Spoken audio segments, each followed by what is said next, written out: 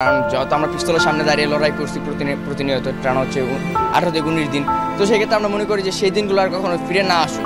জুলাই আন্দোলনে আহত 5 তরুণকে কৃত্রিম হাত দিল আইসিটি বিভাগ।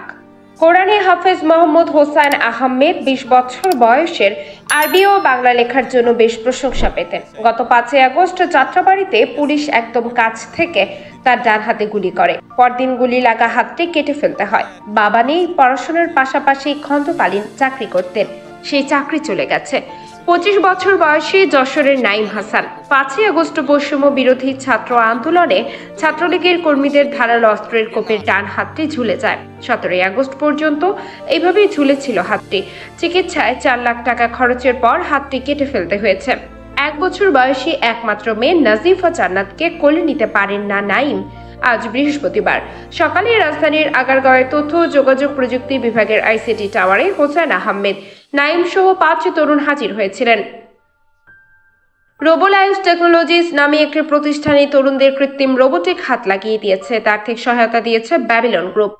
আজই তরুণেরা হাত পেয়েছেন। এখনো সুইচ টিপে কিভাবে হাতটি ব্যবহার করতে হবে সেটার প্রশিক্ষণ পাননি তারা। তবে সবার মুখেই হাসি। বিকল্প হাত দিয়ে হয়তো খুব বেশি কিছু করতে পারবেন না, তবে হাত নিয়ে এই অনুভূতি থেকে খানিকটা মুক্তি মিলবে। খাওয়া সহ দৈনন্দিন কিছু কাজ করতে পারবেন। এই হাত দিয়ে 1 কেজি ওজনের যে কোনো কিছু তুলতে পারবেন। দেশীয় প্রযুক্তিতে তৈরি রোবোটিক হাত সংযোজনের উদ্বোধনী অনুষ্ঠানে তথ্য ও যোগাযোগ প্রযুক্তি বিভাগের সচিব শীষ হায়দার চৌধুরী বলেন, এই তরুণদের আত্মত্যাগের বিনিময়ে শ্বাসরুদ্ধকর পরিস্থিতি থেকে দেশ মুক্তি পেয়েছে।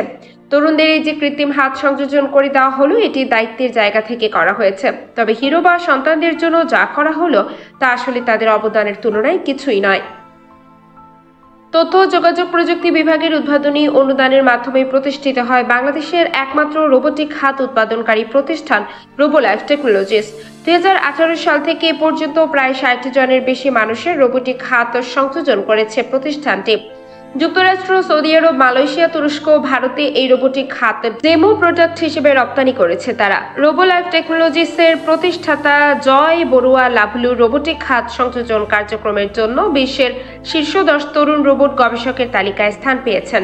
অনুষ্ঠানে জয় বড়ুয়া 5 তরুণের কৃত্রিম হাত লাগিয়ে দেন। জানালেন, কনুয়ের নিচ থেকে হাত কাটা গেলে ব্রেন কন্ট্রোল আর কনুয়ের উপর থেকে কাটা গেলে অটো কন্ট্রোলের কৃত্রিম হাত লাগানো হয়। প্রত্যেকের জন্য আলাদা মাপের হাত বানাতে হয়। হাতটি খুব ভারী নয়, ফলে ব্যবহারকারী দীর্ঘ সময় এটি ব্যবহার করতে পারেন। রোবোলাইফ টেকনোলজিসের উপদেষ্টা অন্তু করিম বলেন, বিদেশ থেকে এনে এ ধরনের একটি হাত প্রতিস্থাপনে কমপক্ষে 20 লাখ টাকা খরচ হবে। অথচ দেশে তৈরি এই হাত লাগাতে অনেকের ক্ষেত্রে মাত্র 50,000 টাকা খরচ হয়। ক্ষেত্র বিশেষে খরচ আরেকটু বাড়তে পারে। দেশে কৃত্রিম হাতের চাহিদা অনেক। প্রযুক্তি, কাঁচামাল সহ বিভিন্ন ক্ষেত্রে সরকারের সহযোগিতা পাওয়া গেলে এই কার্যক্রম আরও সম্প্রসারণ করা সম্ভব।